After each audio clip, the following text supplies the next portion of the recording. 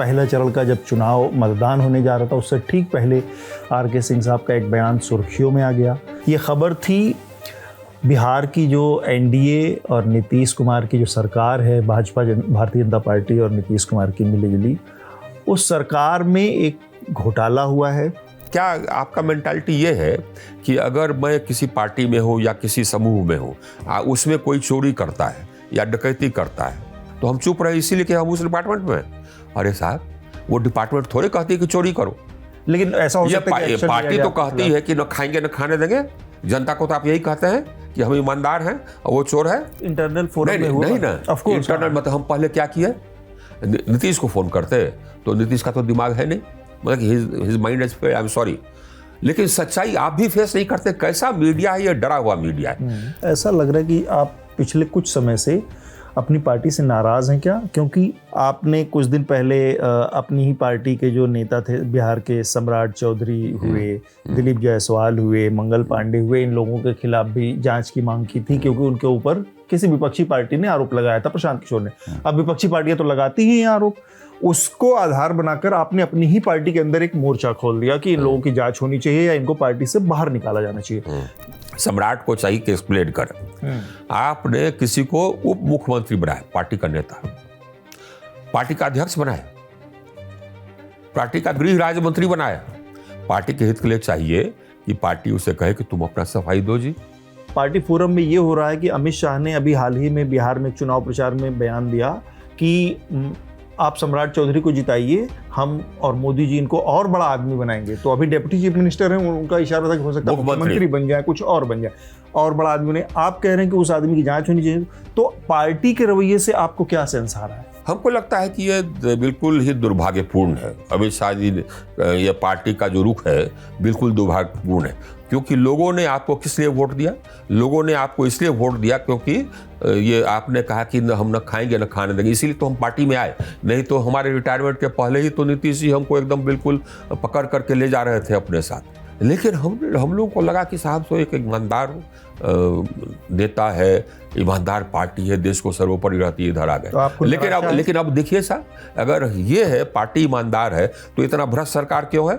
क्या पार्टी अगर आपके स्टैंड के लिए आपके ऊपर कार्रवाई करेगी तो भी आप एक्सेप्टेड है? हाँ भाई, हमको ये आश्वस्त हम नहीं है कि कल ये छत हम पर नहीं गिरेगा, तो हम वही करेंगे जो कि सही है।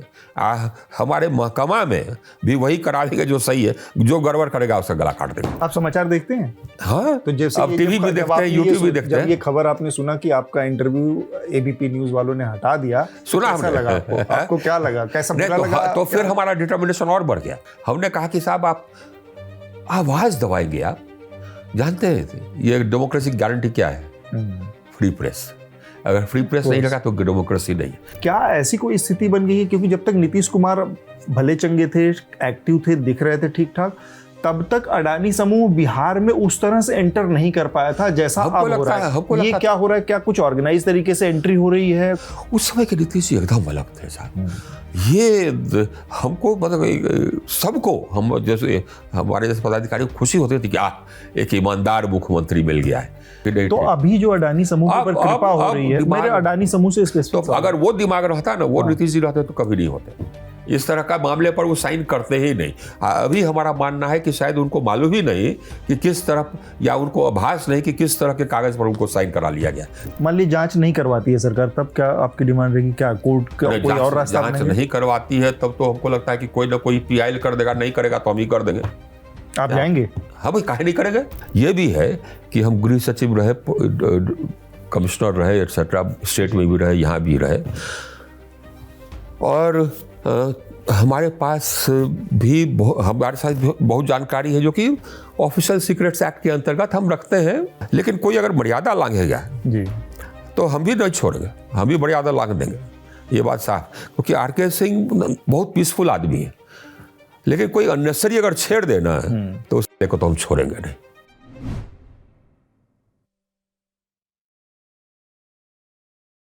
Welcome to another election show. देश के पूर्व गृह सचिव, पूर्व केंद्रीय मंत्री, हम बात कर रहे हैं आर.के. सिंह साहब की। आज हमारे साथ हैं लंबे समय से खबरों से, सुर्खियों से दूर थे, लेकिन बिहार चुनाव के पहला चरण का जब चुनाव मतदान होने जा रहा था, उससे ठीक पहले आर.के. सिंह साहब का एक बयान सुर्खियों में आ गया। उनके एक बयान ने सनसनी पैदा की। हालांकि खबर सनसनी बनाती, उससे पहले उस खबर को सुलाने का काम भी किया गया। बहुत सारे मीडिया संस्थानों ने उस खबर को लगाया और हटाया, इस तरह के कामकाज भी हुए। ये खबर थी बिहार की जो एनडीए और नीतीश कुमार की जो सरकार है, भारतीय जनता पार्टी और नीतीश कुमार की मिलीजुली, उस सरकार में एक घोटाला हुआ है। और वो घोटाला करीब, जो आर.के. सिंह का दावा है, वो है 62,000 करोड़ के आसपास का। तो आज हम आर.के. सिंह साहब से इस विषय पर बात करेंगे, इस घोटाले को समझने की कोशिश करेंगे और साथ में ये भी जानने की कोशिश करेंगे कि भारतीय जनता पार्टी के सदस्य रहते हुए आप अपनी ही सरकार के खिलाफ जो ये खुलासे कर रहे हैं, इसका क्या मोटिव, इसका क्या मकसद हो सकता है। लेकिन मेरा पहला सवाल है आपसे सर कि ये जो 62,000 करोड़ रुपए का, ये हमारे दर्शकों को आप कैसे समझेंगे, घोटाला कैसे आकार ले रहा है, ये कैसे हुआ है और ये इसका सोर्स क्या है इंफॉर्मेशन का आपका? ये मुझे एक विसल ब्लोअर आप कह लीजिए या एक्टिविस्ट कर लीजिए जी। वो बिजली के मामलों में एक्टिविस्ट है, विसल ब्लोअर है, पीआई लोअर करते रहते हैं। कोई अग्रवाल जी हैं, रहते हैं कर्नाटक में, पहले भी पीआई लोअर उन्होंने किया है। तो उन्होंने हमको चिट्ठी लिखी कि देखिए साहब, आप ऊर्जा मंत्री रहे हैं भारत के और बिहार के भी हैं। ओरिजिनली मैं भी बिहार का ही हूँ और बिहार में एक बहुत बड़ा घोटाला हुआ है। राज्य सरकार ने अदानी के साथ एक एग्रीमेंट साइन किया है 25 साल के लिए पावर प्लांट लगाने और बिजली खरीदने के लिए, और उसमें करीब 1,40,000 करोड़ का अनड्यू बेनिफिट उसको मिला है और ये स्टेट को, वहाँ की जनता को एक अनड्यू डिसएडवांटेज, ये एक अनड्यू भार पड़ा है उस पर जी। तो उसका डिटेल उन्होंने दिया था कि पीरपैंती में सरकार ने ज़मीन एक्वायर की थी और उसके बाद वो 1050 एकड़ ज़मीन थी, उसको राज्य सरकार ने 1 रुपये में दे दिया अदानी ग्रुप को, और अदानी ग्रुप को उस वहाँ पर 2400 मेगावाट के प्लांट लगाने के लिए एग्रीमेंट साइन किया है।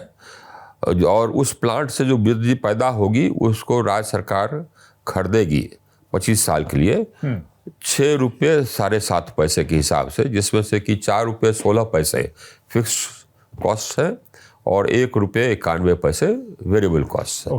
तो हमको थोड़ा तजुब लगा, हमने जो देखा हमको लगा कि इसमें कुछ गड़बड़ी है जी।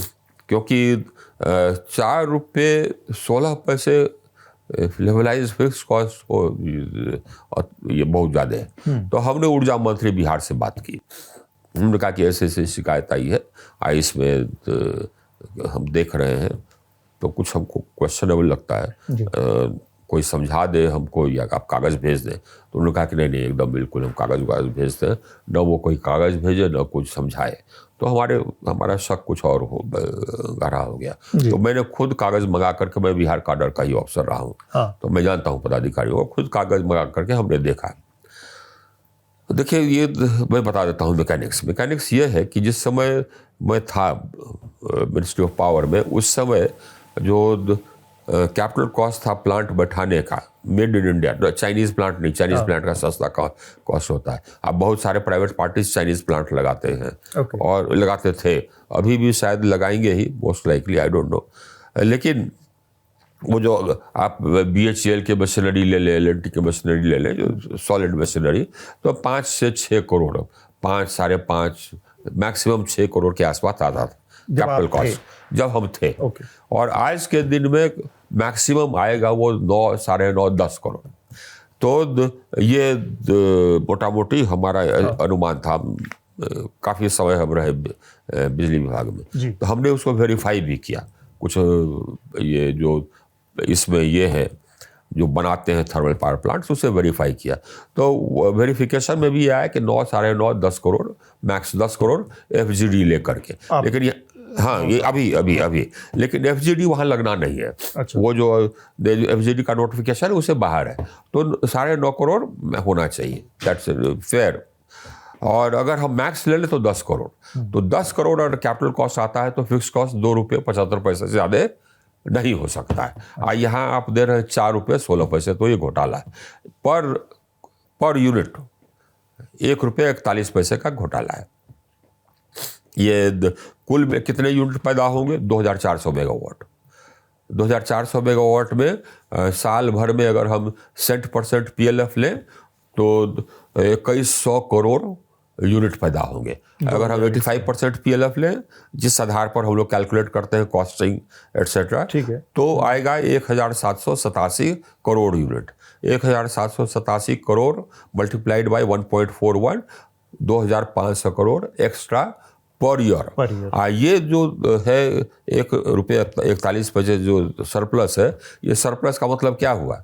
ये सरप्लस का मतलब ये हुआ कि जो कैपिटल एम्प्लॉयड है वो 9.5 करोड़ या 10 को जो भी कैपिटल एम्प्लॉयड है, उस पर 15.5% का रिटर्न दे करके, तब उसके बाद फिर ओवर एंड अबव डैट 1 रुपया 41 पैसा एक्स्ट्रा।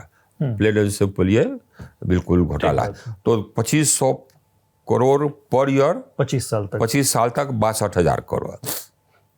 एक डिफेंस ये ले सकते हैं कि साहब हमने बिड किया, इसका कोई डिफेंस नहीं, ये कोई डिफेंस नहीं, क्योंकि अब जैसे रोड भी बनाते हैं या कोई भी कंस्ट्रक्शन बिल्डिंग बनाते हैं तो टेंडर तो करते हैं, बिड करते हैं, वही है बात, टेंडर करते हैं। लेकिन उससे पहले क्या करते हैं?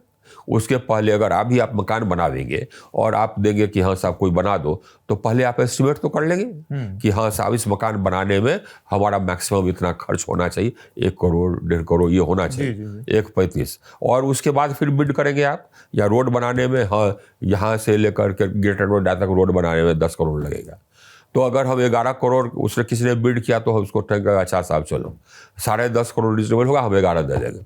लेकिन कोई अगर 15 करोड़ या 20 करोड़ करेगा तो आप देंगे? नहीं देंगे, फिर से बिड करेंगे। या अगर आपके पास अपनी कोई ये है तंत्र, कंपनी, उसे बनवाएंगे। तो इनको या अगर इनका ये गड़बड़ नहीं करना था तो बिड कैंसिल कर देते, फिर से बिड करते या अपनी कंपनी से बनवाते। ये दूसरा सवाल है, अपनी कंपनी से क्यों नहीं? इसलिए कि आपके पास NTPC है, DVC है, SJVN है, क्यों नहीं? आप सरकार है, आपका डबल इंजन का सरकार है, आप बोल देते कि हाँ साहब सो NTPC बना दो, ये ज़्यादा आ रहा है। तो ये ऐसा था नहीं, बल्कि इन्होंने तय कर लिया कि अपने कंपनी से नहीं बनावेंगे। कैसे? इसलिए कि पहले ये जबकि जमीन एक्वायर हुआ तो थर्मल के लिए हुआ, उसके बाद राज्य सरकार ने सोचा कि नहीं साहब सो इसमें हम ये बनाएंगे रिन्यूएबल। उसके बाद फिर इन लोगों को लगा हम ये कि नहीं साहब सो रिन्यूएबल इसमें नहीं होगा, थर्मल बनाएगा। ये हमारे आने के बाद हम जबकि हट गए वहाँ से, तो उसके बाद मैं अब थोड़ा सा अच्छा नहीं, आई जस्ट कंप्लीट।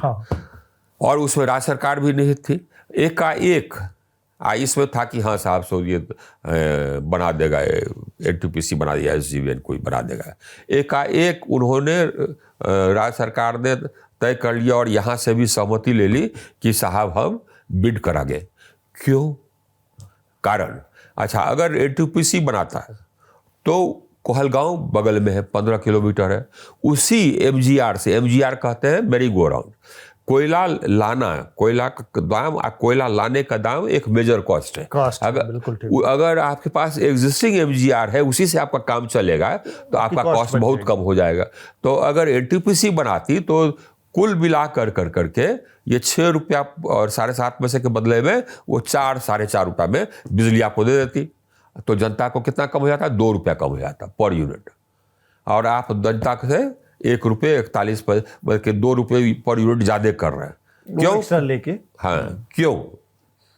तो ये घोटाला है प्लेन से। मेरा अब अगला सवाल आपसे है। अच्छा, एक और सवाल आपने पूछा था कि अपनी ही पार्टी के सरकार पर क्यों उठा रहा है, जी ये पूछा था आपने। जी। अब हमको ये मेंटालिटी हमको समझ में नहीं आती है, माफ़ कीजिएगा हमको। एक दो और कॉरेस्पॉन्डेंट हमने पूछा, तो क्या आपका मेंटालिटी ये है कि अगर मैं किसी पार्टी में हूँ या किसी समूह में हूँ, उसमें कोई चोरी करता है या डकैती करता है या मैं डिपार्टमेंट में हूँ, सपोज हमारे डिपार्टमेंट में कोई चोरी करता है, तो हम चुप रहे इसीलिए कि हम उस डिपार्टमेंट में हैं? अरे साहब, वो डिपार्टमेंट थोड़े कहती है कि चोरी करो, डिपार्टमेंट नहीं कहती है, या पार्टी भी नहीं कहती है कि चोरी करो। पर ये स्वाभाविक नहीं है, स्वाभाविक लगता है लोगों को कि भाई ये जो दिमाग लोगों का ट्विस्टेड है, इसीलिए स्वाभाविक नहीं है। ट्विस्टेड नहीं, इसमें ये होता है भाई कि पार्टी के खिलाफ आप जाके पार्टी के खिलाफ, पार्टी कहती है कि चोरी करो, लेकिन ऐसा हो सकता है पार्टी तो कहती है कि न खाएंगे न खाने देंगे, जनता को तो आप यही कहते हैं कि हम ईमानदार हैं और वो चोर है।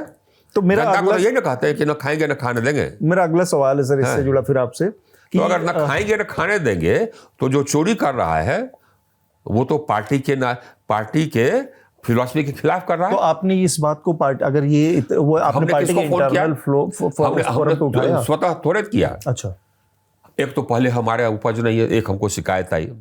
उसके बाद आप कहेंगे कि मैं शिकायत पहुंचा जाऊं। क्यों पहुंचा जाऊं जी? मैं भारतीय हूं पहले। कोई अगर कहेगा कि वहां लूट हो रहा है जिससे कि जनता को ₹1.41 ज्यादा देना पड़ेगा पर यूनिट, तो हम पहुंचा जाए उसको? नहीं ना। आप इंटरनल फोरम में हुआ? नहीं ना। ऑफ कोर्स इंटरनल मतलब हम पहले क्या किए, नीतीश को फोन करते, तो नीतीश का तो दिमाग है नहीं, मतलब his mind is, I am sorry. लेकिन सच्चाई आप भी फेस नहीं करते। कैसा मीडिया है ये? डरा हुआ मीडिया है। जनता को मूर्ख बनाई जाती है, मीडिया चुप है। सब जानते हैं कि नीतीश कुमार का दिमाग काम नहीं करता है, सब जानते हैं। अच्छा। लेकिन भाजपा एनडीए कह रही है कि ये हमारे ये चेहरा होंगे, जनता को ठग रही है कि हाँ ये हमारे चेहरा होंगे, क्योंकि ये नहीं डिक्लेयर करना चाहते कि उनके मुख्यमंत्री चेहरा कौन है, इसीलिए। और सर इस पे मीडिया भी चुप है। आइए, एक सवाल आपने कर दिया, उसका भरपूर जवाब आपको देंगे। तो नीतीश को तो हम नहीं कह सकते हैं, कोई तुक रहता नहीं अपनी पार्टी में। अगर कॉमन सेंस आपको है, अब मान लीजिए कुछ गड़बड़ हो रहा है बड़का, तो नीतीश को कहिएगा। अगर दिमाग ऐसा है तो नहीं ना कहिएगा।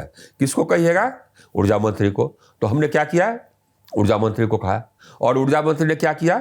चुप्पी लगा गए। नहीं, आप अमित शाह को कह सकते हैं। अमित शाह कहाँ से कंसर्न है जी? ये तो राज्य सरकार का मामला है ना।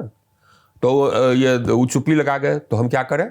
आप हमको इग्नोर कर दीजिएगा, मतलब कि चुप्पी लगा दीजिएगा, कुछ बजेगा बाय जाओ जो करने का बढ़ा, तो हम क्या करेंगे? हम जनता को बतावेंगे कि ये लूट हो रहा है। तो क्योंकि अपने आप सेटिस्फाई हो करके। अब मेरा सवाल इसी मसले पर कि एक तो ये है कि अभी ये एक नोशनल घोटाला है कि ये 25 साल में साइन हो गया एग्रीमेंट जी। और दूसरा मेरा सवाल इससे है कि एक अगर हम नहीं उठाए या मान लीजिए कोई नहीं उठावे, मैं सवाल पहले पूरा कर लूं। एक तो ये नोशनल है 25 साल में, वो तो ठीक है, तो होगा ही होगा crime. The crime is committed, notional नहीं है। हाँ। ये आप लॉ समझे, द क्राइम इज कमिटेड। एक बार जबकि एग्रीमेंट हो गया, फ्रॉडुलेंट एग्रीमेंट करार कर लिया, द क्राइम इज कमिटेड। ठीक है।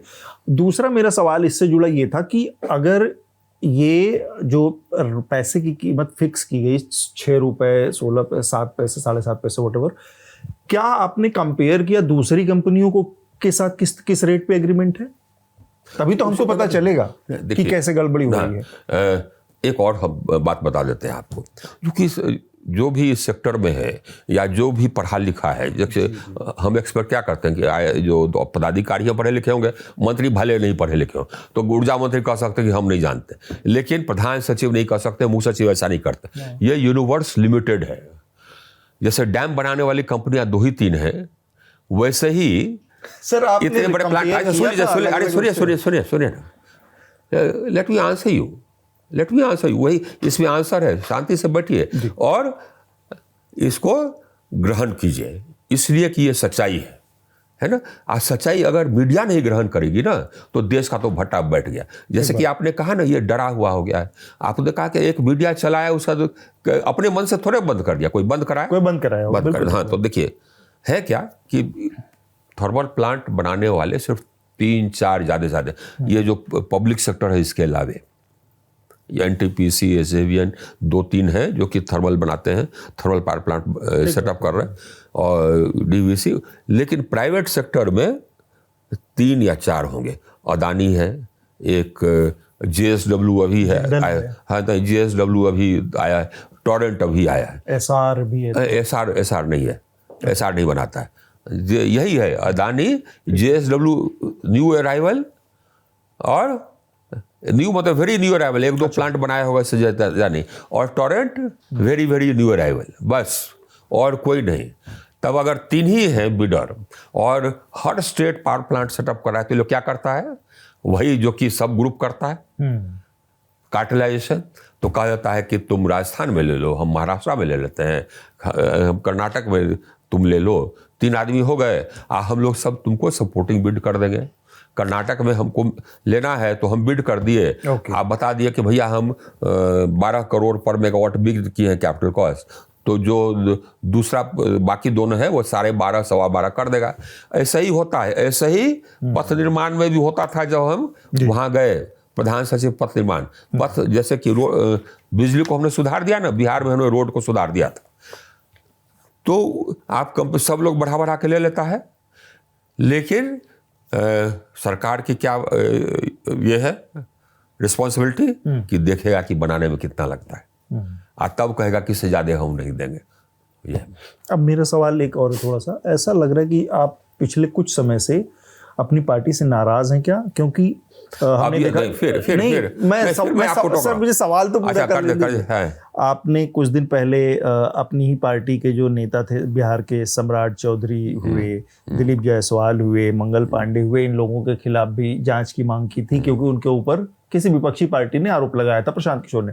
अब विपक्षी पार्टियां तो लगाती ही हैं आरोप, उसको आधार बनाकर आपने अपनी ही पार्टी के अंदर एक मोर्चा खोल दिया कि इन लोगों की जांच होनी चाहिए या इनको पार्टी से बाहर निकाला जाना चाहिए। ये मैं कह रहा हूं कि एक जनरल जो एस्टैब्लिश्ड वो है पैटर्न है या जो परंपरा है, उससे एक स्टेप आगे आप जाके प्रयास कर रहे हैं कि पार्टी में ईमानदारी हो या शुचिता आए या भ्रष्टाचार ना हो। ऐसे लोगों आपका मानना है कि नहीं आए? नहीं, मैं तो एक स्टेक होल्डर ही नहीं हूं। मैं तो स्टेक होल्डर ही नहीं हूं आपकी पार्टी में ना। अरे भैया, मैं देश में स्टेक होल्डर हूं, आपकी पार्टी में नहीं हूं। देश में, हाँ चलिए। तो आप अपनी पार्टी में इतना बोल्ड स्टैंड कैसे लेते हैं? अच्छा, एक मिनट। हाँ, तो अगेन अपना जो मेंटल मेकअप है ना जो आम आदमी का, उसको जरा क्वेश्चन कीजिए जी। अब क्या होता है ये मेंटल मेकअप कि कहीं पर ये मान लीजिए कि कोई जा रहा है ट्रक, उसके बाद किसी आदमी को मार दिया है ना, तो टेंडेंसी होती है कि जो मर गया बेचारा उसी को ब्लेम करके चला गया था उधर बीच में। इस अगर कोई कहता है कि ये देखो चोर जा रहा है, तो कहेगा कि नहीं साहब सो ये या हमने इनको देखा चोरी करते तो नहीं कोई मोटिव होगी। अरे साहब उसकी बात छोड़िए, पहले आप ये देखिए कि जो मैं कह रहा हूँ सच्चाई है कि नहीं, ये सबसे इम्पोर्टेंट राइट। और वो सच्चाई अगर है तो लोकहित इसमें इन्वॉल्व है कि नहीं, सच्चाई है जांच कर लीजिए, बिल्कुल। और लोकहित है कि नहीं ये जांच कर लीजिए, और अगर है तो काम कीजिए, मोस्ट इम्पोर्टेंट। तो इससे फिर आपने मैं चुप था, आप भी चुप रही है। तो इससे डिफ्लेक्ट मत करिए। जो लोग की चोर हैं वो वैसे ही डिफ्लेक्ट करते हैं, नंबर एक। नंबर ये एक तो ये हो गया, हमने जनरल टेंडेंसी बता दिया कि जो चोर है वो कहेगा कि देखो साहब हम चोर हैं, लेकिन इसको हमारे पार्टी में था तो चुप रहना चाहिए था कि हम चोरी कर। यही आर्ग्यूमेंट आपका यही है। हाँ, तो आप कन्विंस है कि सम्राट चौधरी चोर हैं? रुकिए ना। तो आप कन्विंस है कि सम्राट चौधरी इनके ऊपर जो आरोप है वो सही है? एक मिनट पहले हम इसकी बात कर लें, फिर सम्राट चौधरी पर, क्योंकि दो एग्जाम्पल आपने दी। एक इसका एग्जाम्पल दिया आपने जो अभी जो घोटाला हुआ जी जी। तो आप क्या चाहते थे कि नहीं साहब सो हम इस पार्टी में हैं तो कोई हमको लिखे, हम चुपचाप रहे, क्यों? नहीं बिल्कुल, आपने जो कहा उससे तो डिसएग्रीमेंट है ही नहीं है। नहीं है, बस हो गया। अब दूसरी बात, एक तो इसमें डिसएग्रीमेंट नहीं है, जो हमने किया वो करना चाहिए था, हर नागरिक को करना चाहिए था, नंबर एक। हम तो ये कहेंगे कि हर पार्टी वाले को भी करना चाहिए था, इसलिए कि पार्टी का ये फिलॉसफी नहीं कहता कि चोरी करो। आप पार्टी में अगर कोई चोरी कर रहा है, अपने ही पार्टी का मंत्री अगर चोरी कर रहा है, तो पार्टी को चाहिए कि जबकि अगर हम कहते हैं जनता को कि कहीं ईमानदार है, कि पार्टी को चाहिए से लोगों को निकाल दें, नंबर एक, राइट है कि नहीं? आप मानते हैं इसको? नंबर दो, जबकि जनता से आपने कहा कि मैं ईमानदार हूं, अब वो चोर है। नंबर दो, आप बात किए सम्राट चौधरी की, हाँ, और प्रशांत किशोर की। तो हमने क्या, ये हमने पहली बार नहीं किया, ये हमने पहली बार नहीं किया। ये जबकि हमारे पार्टी में टिकट बट रहे थे, उस समय भी हमने कहा, उस समय भी लोगों ने कहा कि साहब सो ये पार्टी के खिलाफ है, कार्रवाई हो। पार्टी ने कहा, पार्टी के जनरल सेक्रेटरी ने कार्रवाई होगी, हमने कहा कर दीजिए, ये हम ऐसे ही हैं, आप अभी भी कर दीजिए कार्रवाई, हम ऐसे ही हैं। हमने क्या कहा, हमने कहा कि जांच लीजिए, सम्राट को चाहिए कि एक्सप्लेन करे। आपने किसी को उप मुख्यमंत्री बनाया, पार्टी का नेता, पार्टी का अध्यक्ष बनाया, पार्टी का गृह राज्य मंत्री बनाया। अगर कोई कहता है कि साहब ये इस पर हत्या के आरोप है, ये रहे हैं या अनपढ़ है, तो क्या कहता है? पार्टी के हित के लिए क्या चाहिए? पार्टी के हित के लिए चाहिए कि पार्टी उसे कहे कि तुम अपना सफाई दो जी। उसको खुद चाहिए सफाई देना अगर वो इनोसेंट है, और नहीं देता है तो पार्टी को चाहिए कि हम ऐसे नहीं हैं, तुम सफाई दो, नहीं देते तो छोड़ो। तो हमने तो यही कहा। अब उसमें फिर क्या बात हो गई? ऐसे आदमी को आप बना दीजिएगा जिस पर की है कि बम फेंक करके मार दिया, आप ये बेल करा लिया ये कह के कि मैं नाबालिग हूं, अपना ये डेट ऑफ बर्थ फॉल्सिफाई करके। तो आप कन्विंस है कि हम कन्विंस नहीं, हमने कहा कि अगर कन्विंस रहते तो हम कहते कि ये साहब से निकालो। आपको नहीं पता थी? जी नहीं, आपको पता थी क्या? प्रशांत के नहीं, हमको तो नहीं पता थी, हमको नहीं पता थी। हम तो पहले इस स्फीयर में थे, इस स्फीयर में हम आए। तो जो हम ऑफिसर थे तो जैसे थे, ये भी पूछ लीजिएगा किसी से, आप बिजली महकमा में भी पता कर लीजिए, आने के पहले रिसर्च कर लेना चाहिए कि आर.के. सिंह थे क्या, बिजली मंत्री थे तो कैसे थे, तो बहुत सारे सवाल आपके बच जाएंगे। तो वो आपको बता देगा कि वो जितना ऑफिसर करे होते उससे ज़्यादा करे मंत्री ही थे। किसी का मजाल नहीं था हमारे रहते हुए कि गड़बड़ कर दे। ये और भी गड़बड़ियाँ पहले हम रोक चुके हैं अपने विभाग में। मेरा अगला सवाल बस ये है आपसे कि आपने चूंकि बहुत ही ईमानदारी या शुचिता का पैमाना अपने लिए बहुत टॉप पे रखा है, और आप ये उम्मीद करते हैं, हमारा नेचर है। हाँ, और आप ये उम्मीद करते हैं कि पार्टी भी उसी तरह से करे, जो कि संभव नहीं होता है राजनीतिक पार्टियों के खास। ये बहाना मत बताइए। मैं कौन आदमी होता हूँ? आप ऐसा आर्ग्यूमेंट भी मत दीजिए। ठीक है, तो क्या पार्टी अगर आपके स्टैंड के लिए आपके ऊपर कार्रवाई करेगी तो भी आप एक्सेप्टेड है? हाँ भाई, जिस आप अभी हैं पार्टी में कि नहीं, मानसिक रूप से आप रिजाइन नहीं किया? अच्छा, अभी देखिए, तो अभी आप अपने को भाजपा में यही सवाल है जो कि हमने अपने आप से किया था जब हम सर्विस ज्वाइन किए। 21-22 साल की उम्र में आ गए, पहले ट्राई में ग्रेजुएशन का इम्तिहान दिए, उसके बाद IAS का दिए, हो गया। ईश्वर IPS का दिए क्योंकि उम्र नहीं हुआ था 21, तो आ गए IPS में। 21 IAS का दिए, आ गए। तो उसके बाद फिर हमने सोचा कि हम क्या करेंगे, कैसे करेंगे। हाँ। तो हमने सोचा कि भैया देखो, ये साहब ये हमको कोई परवाह नहीं होगी कि कोई ट्रांसफ़र कर दे, हमारा प्रमोशन न हो, क्योंकि अगर हमारे पदाधिकारी ने कोई गलत काम किया, आदेश दिया, तो हम करेंगे कि नहीं करेंगे? नहीं करेंगे तो हमारा ACR खराब होगा, मंत्री ट्रांसफ़र करा देगा, नेता ट्रांसफ़र करा देगा। तो हमने ज्वाइन करने के पहले तो हमने सोचा ऐसी की तैसी, how the hell am I bothered. हमको ये आश्वस्त हम नहीं है कि कल ये छत हम पर नहीं गिरेगा और हम गौन नहीं हो जाएंगे। हम आश्वस्त नहीं है, कोई आदमी आश्वस्त नहीं है कि कल नहीं रहेगा, कल रहेगा। तो अगर यही हम आश्वस्त नहीं है तो हमारा कहाँ ट्रांसफ़र होगा, प्रमोशन होगा कि नहीं होगा, कैसे रेलेवेंट है? तो हम वही करेंगे जो कि सही है। हमारे महकमा में भी वही करा देंगे जो सही है, जो गड़बड़ करेगा उसका गला काट देंगे। अब एक चीज़ इसमें ये फिलॉसफी आज भी है। ठीक बात। तो अब जो जिसको जो करना है कर दे ना, कहता था ट्रांसफर कर देगा, कर दो यार, कितना बार ट्रांसफर हुआ, कहता था प्रमोशन नहीं होगा, कर दो यार। मैं उसी मुद्दे पे आ रहा हूँ फिर से कि पार्टी ने कह दिया, आपने पार्टी नहीं, आपने कहा कि ये सारी चीजें हैं और ऐसी सफाई आनी चाहिए, लेकिन पार्टी फोरम में जो हो रहा है वो मैं आपके सामने रख रहा हूँ। पार्टी फोरम में ये हो रहा है कि अमित शाह ने अभी हाल ही में बिहार में चुनाव प्रचार में बयान दिया कि आप सम्राट चौधरी को जिताइए, हम और मोदी जी इनको और बड़ा आदमी बनाएंगे। तो अभी डिप्टी चीफ मिनिस्टर हैं, उनका इशारा था कि हो सकता है मुख्यमंत्री बन जाए, कुछ और बन जाए, और बड़ा आदमी ने। आप कह रहे हैं कि उस आदमी की जांच होनी चाहिए। तो पार्टी के रवैये से आपको क्या सेंस आ रहा है? हमको लगता है कि ये बिल्कुल ही दुर्भाग्यपूर्ण है। अभी शायद ये पार्टी का जो रुख है बिल्कुल दुर्भाग्यपूर्ण है, क्योंकि लोगों ने आपको किस लिए वोट दिया? लोगों ने आपको इसलिए वोट दिया क्योंकि ये आपने कहा कि हम न खाएंगे न खाने देंगे, इसीलिए तो हम पार्टी में आए। नहीं तो हमारे रिटायरमेंट के पहले ही तो नीतीश जी हमको एकदम बिल्कुल पकड़ करके ले जा रहे थे अपने साथ। रिटायरमेंट के पहले कि रिटायरमेंट के बाद आई, ये हमारे साथ आई। लेकिन हम लोगों को लगा कि साहब सो एक ईमानदार नेता है, ईमानदार पार्टी है, देश को सर्वोपरि रहती है, इधर आ गए। लेकिन अब देखिए साहब, अगर ये है पार्टी ईमानदार है तो इतना भ्रष्ट सरकार क्यों है?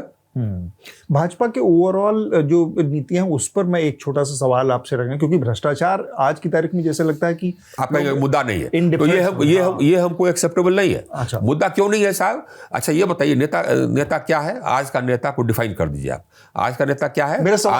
पढ़ने सुन लीजिए, न पढ़ना लिखना आता नहीं है, कोई बंदा मैट्रिक पास नहीं किया या 6वीं 7वीं पास है, तो करेंगे क्या? कंट्रीब्यूट क्या करेंगे? तो फाइल समझ में नहीं आएगा।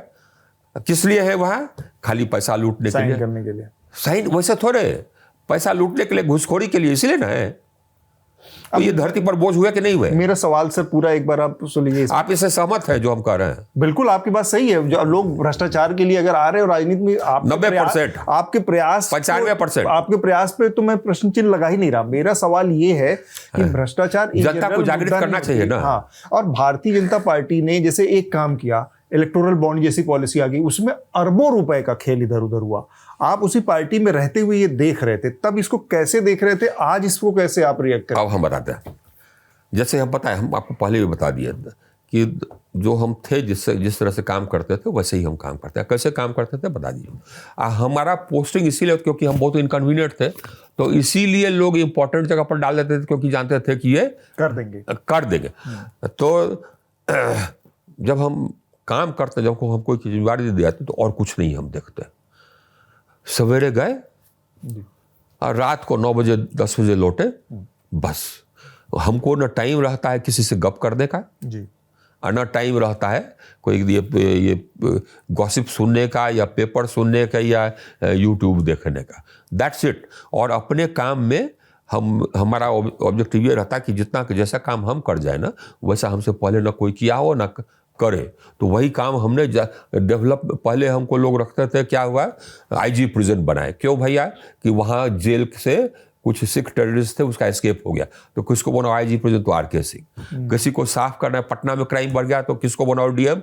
तो आरके सिंह। जानता था कि इनकन्वीनियंट, ये बिहार में लॉ एंड ऑर्डर खराब हुआ, तो किसको होम सेक्रेटरी बनाओ?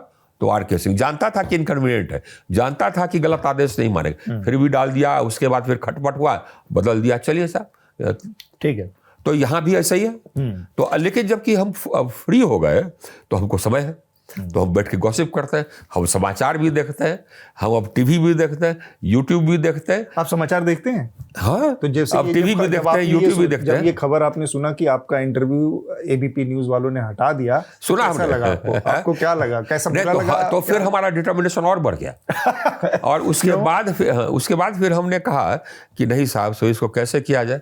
तो आज तक से कहा, तो आज तक लिया से चलाया। उसके बाद फिर यूट्यूब वाले आए, हम बोले कि आइए, जैसे आपको हमने एकदम आ जाइए। हमने कहा कि साहब आप आवाज़ दबाएंगे, आप जानते हैं ये डेमोक्रेसी की गारंटी क्या है? Free press. अगर फ्री प्रेस नहीं लगा तो डेमोक्रेसी नहीं है, क्योंकि जनता को जानकारी ही नहीं है। ठीक बात, यही है। तो आपने बहुत बढ़िया बात कही। फिर से मैं एक पुराने सवाल पर आता हूँ। बिहार के कुछ दिन पहले 1000 एकड़ से ज्यादा जमीनें लगभग कौड़ियों के दाम दे दी गई, 1 रुपए पर एकड़ के हिसाब से अडानी समूह को। इससे जुलाई अगस्त में, हाँ जुलाई अगस्त में, इलेक्शन से थोड़ा ठीक पहले। इससे जुड़ा मेरा एक लार्जर सवाल है कि ये आपने अभी पावर का कॉन्ट्रैक्ट का बताया, ये जमीनों का मसला हुआ, आपने कहा कि नीतीश कुमार ठीक से होश में नहीं है। ये तीनों स्थिति मिलाकर मेरा सवाल ये है कि क्या ऐसी कोई स्थिति बन गई है, क्योंकि जब तक नीतीश कुमार भले चंगे थे, एक्टिव थे, दिख रहे थे ठीक ठाक, तब तक अडानी समूह बिहार में उस तरह से एंटर नहीं कर पाया था जैसा अब हो रहा है। ये क्या हो रहा है? क्या कुछ ऑर्गेनाइज तरीके से एंट्री हो रही है? कुछ ये हम कह सकते हैं आपको, क्योंकि नीतीश कुमार के पहले टर्म में हम भारत सरकार में थे। मेरा टर्म यहाँ खत्म हुआ, टेन्योर होता है हम लोग का भारत सरकार में 5 साल, उसका स्टेट जाना होता है। तो हम लौटे और नीतीश जी आए पावर में। उस समय के नीतीश जी एकदम अलग थे साहब। ये हमको मतलब सबको, हम जैसे हमारे जैसे पदाधिकारी को खुशी होती थी कि एक ईमानदार मुख्यमंत्री मिल गया है, ईमानदार और निष्पक्ष। मतलब कि उनके मंत्री पर का भी हमने ये बंद कर दिया, हुक्का पानी घूसखोरी बंद। तो उसके बाद फिर मंत्री हमसे जाए उनको बदल दिए। उनके मतलब के नेता लोगों पर, जो कि रोड बनाने के ठेकेदार थे, उन पर हमने एफआईआर कर दिया। कुछ नहीं बोले, कुछ नहीं, कहीं कुछ नहीं। वो थे आप बोलते थे कि नहीं तो थे। अभी जो अडानी समूह के ऊपर कृपा हो रही है, मेरे अडानी समूह से तो स्पेसिफिक अगर वो दिमाग रहता ना, वो नीतीश जी रहते तो कभी नहीं होते। इस तरह का मामले पर वो साइन करते ही नहीं। अभी हमारा मानना है कि शायद उनको मालूम ही नहीं कि किस तरफ, या उनको आभास नहीं कि किस तरह के कागज पर उनको साइन करा लिया गया। साइन तो किए होंगे, उनके बिना तो हुआ नहीं होगा। तो प्रधान सचिव ने कराया है साइन, तो एक या मुख्य सचिव ने कराया है साइन, तो अडानी समूह को ऊर्जा ऊर्जा सचिव ने कराया है साइन। हाँ। अच्छा, ऊर्जा मंत्री भी ऐसे हैं बूढ़े, हमको नहीं लगता है कि ऊर्जा मंत्री को भी आइडिया होगा कि क्या हुआ होगा। लाया होंगे ऊर्जा सचिव की, साइन कर दिए, या वो मुख्य सचिव ले गए होंगे कि साइन। इस मामले में आपकी डिमांड क्या होना क्या चाहिए, जो पावर वाला मामला है? आप जांच कर लीजिए, क्योंकि हम तो जांच किए। आइए, जो हमने जो कहा ये बिल्कुल सही है, आप किसी और से करा लीजिए, जो कि ऑफिशियल चैनल, हम तो ऑफिशियल चैनल में नहीं। और उसके बाद फिर कागज पर आ जाएगा, फाइल हो जाएगी। आप कहेंगे तो जो विशल ब्लोअर ने हमको कागज भेजा, हम दे देंगे, जांच हो जाएगी। उसके बाद फिर जो जिम्मेवार है, भले वो मतलब कि उनका दिमाग सही हो नहीं हो, जो साइन किए, जो जिम्मेवार है, उन पर उनको जेल जाना चाहिए। आइए, एग्रीमेंट कैंसिल होना चाहिए। ये कैंसिल होना चाहिए। आप जानते हैं कि प्रधानमंत्री का अडानी समूह के साथ किस तरह का रिश्ता है, इसके बावजूद आप हम नहीं जानते कि कैसा रिश्ता है। हमको उससे मतलब ही नहीं। हमको मतलब क्या नहीं, मतलब है, हम बताते हैं क्यों। हाँ, मतलब नहीं होना एक बात है, लेकिन पता तो है आपको। क्योंकि हमारे यहाँ भी अगर अदानी ग्रुप के पावर प्लांट्स थे तो वो वैसे ही थे जैसे सब है। और अगर उन्होंने वो कुछ आगे या गलत कर बढ़ने की कोशिश की तो हमने रोक लगा दिया। मान ली जांच नहीं करवाती है सरकार, तब क्या आपकी डिमांड रहेगी? क्या कोर्ट का कोई और रास्ता जांच नहीं करवाती है तब तो हमको लगता है कि कोई ना कोई पीआईएल कर देगा, नहीं करेगा तो हम ही कर देंगे। आप जाएंगे? हाँ भाई, काहे नहीं करेंगे? अपनी पार्टी की सरकार के खिलाफ आप कोर्ट में जाएंगे? फिर आ गए आप उसी पर। अपनी पार्टी ये थोड़े कहती है मतलब कि भ्रष्टाचार करो। जो लोग जो चोर है उसके खिलाफ जरूर करेंगे, चाहे वो अपनी पार्टी वो हमारे पार्टी को दूषित कर रहे हैं। क्योंकि मेरे पार्टी का दावा है, मेरे पार्टी का नारा है कि न खाएंगे न खाने देंगे। सुने कि नहीं? तो आप कोर्ट में जाएंगे, जा सकते हैं। अगर ये खुद जा सकता क्या, हम तो खुद सुप्रीम कोर्ट में इनरोल्ड है, पीआईएल करेंगे। मेरा कई बार मैं उस सवाल पे कहना चाह रहा हूँ, आप उस सवाल को जवाब दे नहीं रहे हैं। अडानी समूह से प्रधानमंत्री के बहुत करीबी रिश्ते हैं, सबको पता है, पूरे देश को। आप आमतौर पर कोई बोलता नहीं है, पार्टी में तो खैर कभी नहीं बोलता। फिर बात और इसके बावजूद मैं आपकी हिम्मत की दाद दे रहा हूँ कि आपने इतने बड़े समूह जिसके ऊपर प्रधानमंत्री का हाथ है, उसके बावजूद आपने इस मुद्दे को उठाने की हिम्मत की है और उस पर मुखर होकर बोल भी रहे हैं। Thank you. आपने तय कर लिया है कि इसकी चाहे मुझे कोई कीमत चुकानी पड़े, लेकिन मैं इस मुद्दे को अपने लॉजिकल कंक्लूजन तक पहुंचाऊंगा। अच्छा, क्या कीमत होगा जी? आपको पार्टी बाहर जाना पड़ेगा। और क्या कीमत होगा? इसके लिए आप तैयार हैं एकदम मेंटली? हाँ भैया, बिल्कुल। या जो भी और क्या कीमत कर लेंगे ये लोग। और बाकी आप बताएं क्या हो सकता है? क्या बताइए आप? और बताइए क्या आप एकदम तैयार हैं, मतलब कि चाहे कुछ भी हो जाए, लेकिन इसको इस मामले को आप इसके लॉजिकल कंक्लूजन तक ले जाना चाहते हैं। लेकिन ये बताइए, आप जो अपने जो बोले, आप उस पर गौर किए? बताएं। कि लोग डरे हुए हैं, कोई उठाता नहीं है। मैं तो कह रहा हूँ मीडिया ने हटा दिया खबर करके, हमारे पता नहीं कैसे। सोचिए, चिंताजनक बात है ना, गंभीर चिंताजनक बात। और आप देखिए ये अब उसके बाद से फिर कोई आया और भी चैनल से ये इंटरव्यू कर दे, तो हमने उससे पूछा कि आप चलाएंगे कि नहीं चलाएंगे, तो वो बोले कि चलाएंगे। अब एक तो बोले कि चलाएंगे, फिर नहीं चलाए। आपने फ्री प्रेस की भी बात कही इसी बातचीत में। जब आप देखते हैं इस पूरे स्थिति को, आपने सरकार में रह के काम किया, आपने एडमिनिस्ट्रेशन में रह के काम किया और टॉप पोजीशन पे रह के काम किया। आप केंद्रीय मंत्री रहे, कैबिनेट का हिस्सा रहे, और आप गृह सचिव रहे, स्टेट में रहे, तो आपको स्थिति तो पता है। हम कैपिटल में डीएम रहे, और आपको देश की स्थिति पता है। कमिश्नर पटना रहे, होम सेक्रेटरी रहे। तो मेरा सवाल ये है कि आप जब देखते हैं ये कि आपने फ्री प्रेस का जैसे जिक्र किया, बहुत सारे मीडिया संस्थानों पर रेड हुई, ये हुआ बहुत सारे, तो लोग स्वाभाविक तौर से डरते हैं, विंडिक्टिव पॉलिटिक्स होती है। जैसे मैं इलेक्टोरल बॉन्ड की जो उस पर आ रहा था, उस पर हम लोगों ने, न्यूज़ लॉन्ड्री ने एक पूरी इन्वेस्टिगेशन की, और उसमें हमने पाया कि कैसे बहुत सारे ऐसे कंपनीज और वो हैं जिनके ऊपर पहले ईडी की रेड हुई, सीबीआई की रेड हुई, इनकम टैक्स की रेड हुई, और उसके बाद अचानक से उन्होंने इलेक्टोरल बॉन्ड में मोटा चंदा देना शुरू कर दिया। ये सारा हमने अपनी इन्वेस्टिगेशन में पूरी रिपोर्ट निकाल के रखी है। तो सरकार मशीनरी का जो वेपनाइज कर दिया है उसने बहुत सारे जो सरकार के तंत्र हैं, जो एजेंसीज हैं। ऐसे में डरना स्वाभाविक है, बहुत सारे लोग डरते हैं। मीडिया के साथ ये जो हो रहा है वो उस डर का नतीजा। उस पर मैं आपकी टिप्पणी चाह रहा हूँ कि आप देखते हैं जब ऊपर से और सरकार के अंदर से रहते हो तो आपको लगता है कि ये इतना बुरे लोगों के साथ मैं काम कर रहा हूँ जिन्होंने पूरे एजेंसीज को अपने हित के लिए वेपनाइज कर दिया है। बिल्कुल, बहुत गलत बात है। आप ये देखिए, ये साहब हम लोग का डेमोक्रेसी, ये हमारी देश, आपका देश, ये सबका देश, ये किसी की बपौती नहीं है। और ये लोग डर जाएं, ये बहुत गंभीर बात है, बहुत चिंता की बात है। और उसका एक उपाय है, सब लोग अगर इकट्ठे हो जाए। आप सोचते हैं कि मीडिया अगर इकट्ठा हो जाएगी तो इनकी हिम्मत होगी क्या? इमरजेंसी भी लगा था तो उसमें मीडिया ने क्या किया था? इकट्ठा हुआ था। तो क्या हुआ? तो इकट्ठा होना चाहिए, इसको बर्दाश्त नहीं करना चाहिए। हाँ, ठीक बात। आपकी कभी हमको कोई छुए ना तो हम बता दें साहब, हम वैसे थोड़े हैं। तो आपने कि इस बीच में नरेंद्र मोदी अमित शाह से कोई बात हुई कि ये सब गड़बड़ चल रहा है पार्टी में, आप देखिए? ना। आखिरी बार आपकी कब बात हुई उनसे? आखिरी बात हुई कि जब हम मंत्री नहीं रहे तो हम प्रधानमंत्री जी को धन्यवाद दिए कि आपने हमको रखा। 24 के बाद, 24 वाले लोकसभा इलेक्शन के बाद बस। तो जब ये इलेक्शन चल रहा है और आपको ना स्टार प्रचारकों में रखा गया ना कुछ, आप लगातार शांति से देख रहे थे, बुरा लगा पार्टी ने आपकी बिहार के इलेक्शन में बिहारी को नहीं पूछा? वो तो पार्टी जाने, दैट इज देयर लुकआउट। तो जाने से पहले से मेरा एक बस आखिरी सवाल है, क्योंकि आपने बहुत सारी बातें बहुत खुल के बोली हैं, आपको डर नहीं लगता किसी तरह का? नहीं, ईश्वर कृपा है, डर नहीं लगता। हम एसडीओ थे तो डकैत आए थे, मैं खुद जा करके पकड़ा था। एक बार गोली हमारे बगल से चली गई, बिहार शरीफ में राइटिंग हुआ, हम होम सेक्रेटरी थे, हम खुद गए और गोली फिर हमारे बगल से चले गई। जब ईश्वर चाहेगा तभी हम जाएंगे। एक चीज़ और डर ये भी है कि हम गृह सचिव रहे, कमिश्नर रहे, एक्सेट्रा, स्टेट में भी रहे, यहाँ भी रहे, और हमारे पास भी हमारे साथ बहुत जानकारी है जो कि ऑफिशियल सीक्रेट्स एक्ट के अंतर्गत हम रखते हैं, या कॉन्फिडेंस जो भी है, मैटर्स ऑफ कॉन्फिडेंस हैं जो कि हमारी ऑफिशियल काम में सामने आए एज ए सेक्रेटरी या मिनिस्टर। लेकिन कोई अगर मर्यादा लांघेगा तो हम भी नहीं छोड़ेंगे, हम भी मर्यादा लांघ देंगे, ये बात साफ। क्योंकि आर.के. सिंह बहुत पीसफुल आदमी है, लेकिन कोई अननेसेसरी अगर छेड़ देना तो उसको तो हम छोड़ेंगे नहीं। चलिए, इसी के साथ हम अपनी बातचीत को यहाँ पर रोकेंगे। बहुत बहुत शुक्रिया हमसे बातचीत करने के लिए। Thank you.